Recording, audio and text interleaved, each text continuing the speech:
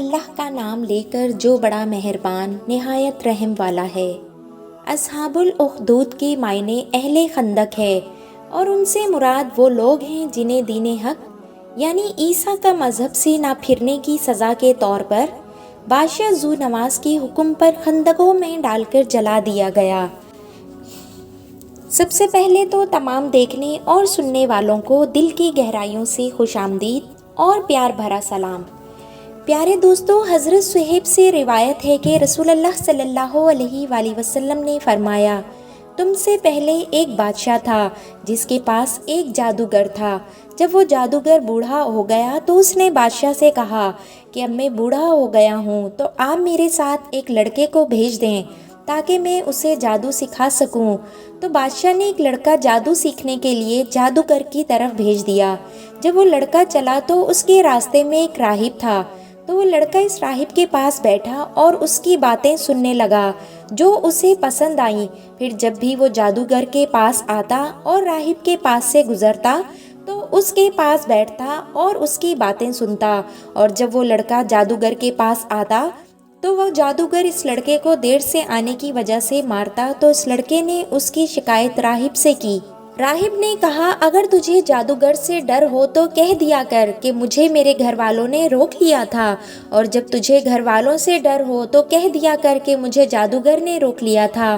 اسی دوران ایک بہت بڑے درندے نے لوگوں کا راستہ روک لیا۔ جب لڑکا اس طرف آیا تو اس نے کہا، میں آج جاننا چاہوں گا کہ جادوگر افضل ہے یا راہب افضل ہے، اور پھر ایک پتھر پکڑا اور کہنے لگا، اے اللہ، اگر تجھے جادوگر کے معاملے سے راہب کا معاملہ زیادہ پسندیدہ ہے تو اس درندے کو مار دے تاکہ لوگوں کا آنا جانا ہو۔ اور پھر وہ پتھر اس درندے کو مار کر اسے قتل کر دیا اور لوگ گزرنے لگے۔ پھر وہ لڑکا راہب کے پاس آیا اور اسے اس کی خبر دی تو راہب نے اس لڑکے سے کہا، اے میرے بیٹے، آج تو مجھ سے افضل ہے کیونکہ تیرا معاملہ اس حد تک پہنچ گیا ہے جس کی وجہ سے تو عنقریب ایک مصیبت میں مبتلا کر دیا جائے گا۔ پھر اگر تو کسی مصیبت میں مبتلا کر دیا جائے تو کسی کو میرا نہ بتانا۔ اور وہ لڑکا مادر ذات اندھے اور کوڑی کو صحیح کر دیتا تھا، بلکہ لوگوں کا ساری بیماری سے علاج بھی کر دیتا تھا۔ بادشاہ کا ایک ہم نشین اندھا ہو گیا۔ اس نے لڑکے کے بارے میں سنا تو وہ بہت سے تحفے لے کر اس کے پاس آیا اور اسے کہنے لگا کہ اگر تم مجھے شفا دے دو تو یہ سارے تحفے جو میں یہاں لے کر آیا ہوں وہ سارے تمہارے لیے ہیں۔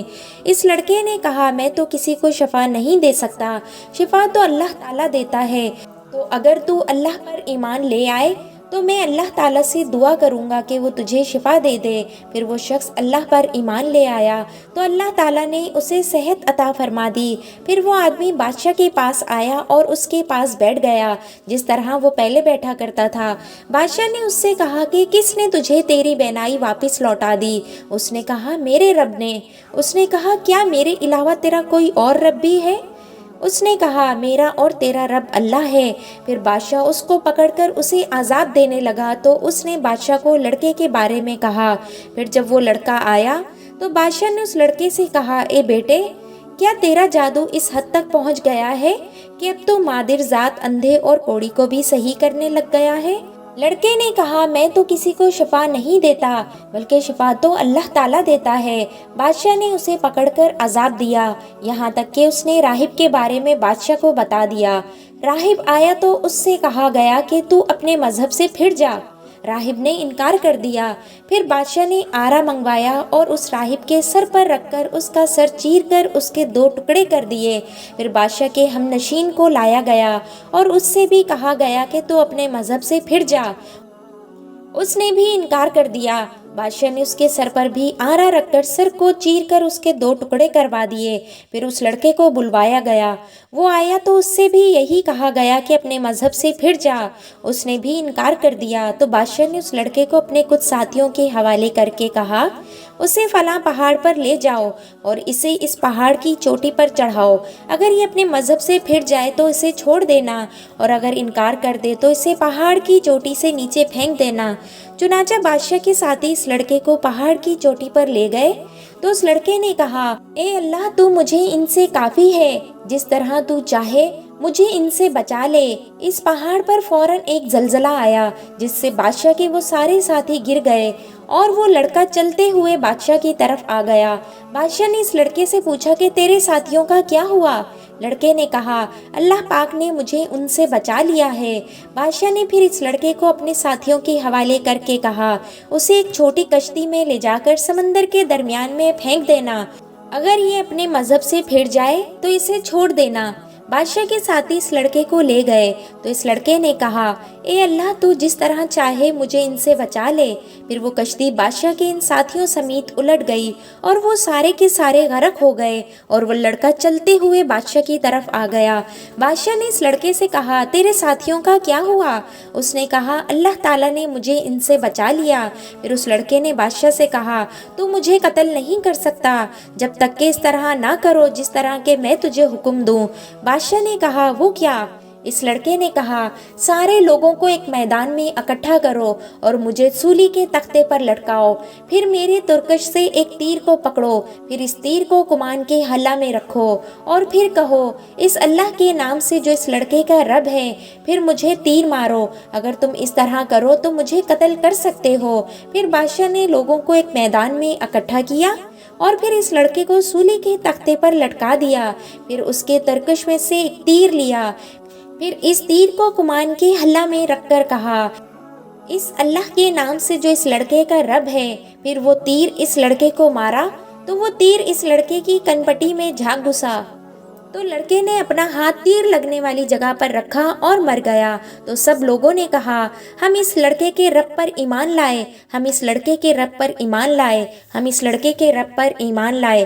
بادشاہ کو اس کی خبر دی گئی اور اس سے کہا گیا تجھے جس بات کا ڈر تھا وہی بات آن پہنچی کہ لوگ ایمان لے آئے۔ تو پھر بادشاہ نے گلیوں کے دھانوں پر خندق کھودنے کا حکم دیا، پھر خندق کھودی گئیں اور ان خندقوں میں آگ جلا دی گئی۔ بادشاہ نے کہا جو آدمی اپنے مذہب سے پھرنے سے باز نہیں آئے گا تو میں اس آدمی کو اس خندق میں ڈلوا دوں گا۔ تو انہیں خندق میں ڈال دیا گیا، یہاں تک کہ ایک عورت آئی اور اس کے ساتھ ایک بچہ بھی تھا۔ وہ عورت خندق میں گرنے سے گھبرائی تو اس عورت کے بچے نے کہا اے امی جان صبر کر کیونکہ تو حق پر ہے۔ مورخین بیان کرتے ہیں کہ یمن کا بادشاہ ذونواس یہودی تھا اور مسیحیوں سے اس کا سلوک اچھا نہ تھا۔ مسیحی اس کے مجبور کرنے پر بھی اپنا مذہب چھوڑنے پر آمادہ نہ ہوئے تو اس نے صاف کہہ دیا کہ وہ یا تو یہودیت اختیار کر لیں یا قتل ہونے کے لیے تیار ہو جائیں۔ یمن کے تمام مسیحی جان دینے پر آمادہ ہو گئے۔ بادشاہ نے ایک وسیع خندق کھدوائی جس میں ان سب کو زندہ دفن کر دیا گیا۔ اس کے بعد خدا کا عذاب نازل ہوا اور بادشاہ کے ساتھ اس کی قوم بھی تباہ ہو گئی۔ اصحاب الاخدود سے مراد بادشاہ ذونواس اور اس کے پیرو ہیں۔ خود مسیحیوں میں بھی یہی روایت مشہور ہے۔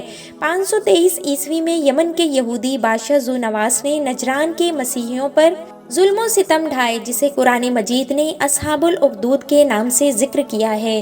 قرآن شریف کے آخری پارے کی سورہ بروج میں اس کا تذکرہ ہے۔